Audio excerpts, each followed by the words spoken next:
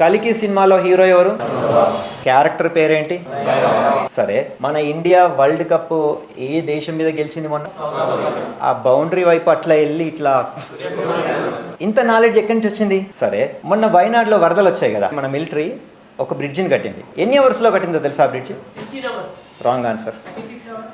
Wrong answer. ఎంతమంది కలిసి కట్టారో తెలుసా? ఆన్సర్ చూడండి. 120 foot long bridge in record 31 hours లో. Do you understand? You missed this. సరే, కలికి సినిమా హిట్ అవ్వడం వల్ల మోస్ట్ ప్రాబబ్లీ 100 మందికి లాభం ఉంటుంది. ఇండియన్ క్రికెట్ వరల్డ్ కప్ గెలవడం వల్ల మీ అందరికీ మెంటల్ సాటిస్ఫాక్షన్ కలిగింది. కానీ వీళ్ళు 31 గంటల్లో ఆ బ్రిడ్జి కట్టడం వల్ల ఆ బ్రిడ్జి బతికున్నంత కాలం కొన్ని వందల వేల లక్షల మందికి లాభం కలుగుతుంది. అందుగురించే 31 hours కట్టి కొన్ని వేల మందిని ఆన్ ద స్పాట్ రక్షించారు. ఎవ్వరూ చేయని పని చేస్తారు వీళ్ళు. ఇది షేర్ చేయాలి మీరు.